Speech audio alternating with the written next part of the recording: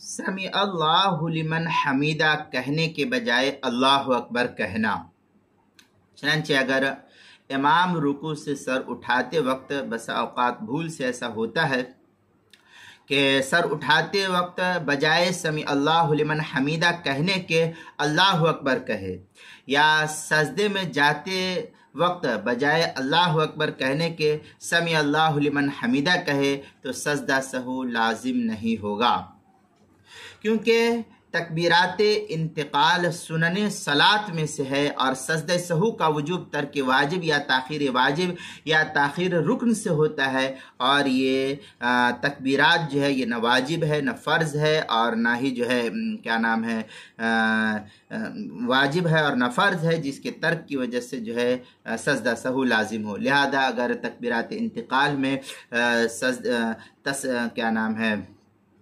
سمیع اللہ لمن حمیدہ کے بجائے اللہ اکبر کہہ دیا، یا اللہ اکبر کے بجائے سمیع اللہ لمن حمیدہ کہہ دیا، تب بھی اس سے کوئی سجدہ سہو لازم اور ضروری نہیں ہے، کیونکہ تکبیرات انتقال سنن صلاۃ میں سے ہے،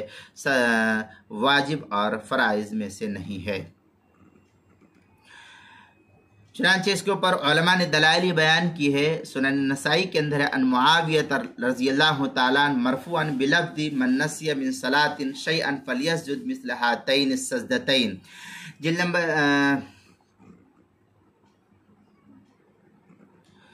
نمبر 1 سنن النسائی، جلد نمبر 1 صفحہ نمبر 207، کتاب السہو باب ما یفعل من نسی شیئا، حدیث نمبر 594 ہے۔ الہ السنن میں ہے وتحت قولی ھذا قال صاحب قوله صلی اللہ علیہ وسلم، پھر آگے ہے اما الاذکار المسنونہ التي لم تبلغ درجۃ الوجوب فلا سہو فی الزیادۃ علیہا والنقصان عنہا۔ یہ الہ السنن کی عبارت ہے، جلد نمبر 7 صفحہ نمبر 185، کتاب الصلاۃ باب بقیت احکام السہو،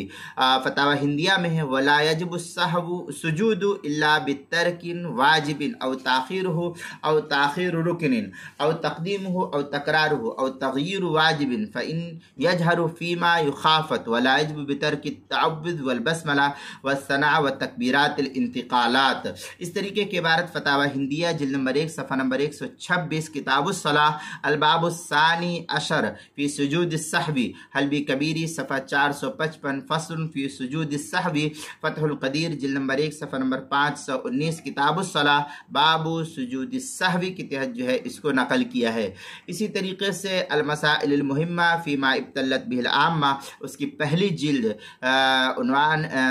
باب سجود السہو، عنوان ہے سمیع اللہ لمن حمیدہ کہنے کے بجائے اللہ اکبر کہنا، مسئلہ نمبر 61 کے تحت جو ہے اس کو نقل کیا گیا ہے، جلد نمبر 1 صفحہ نمبر 69۔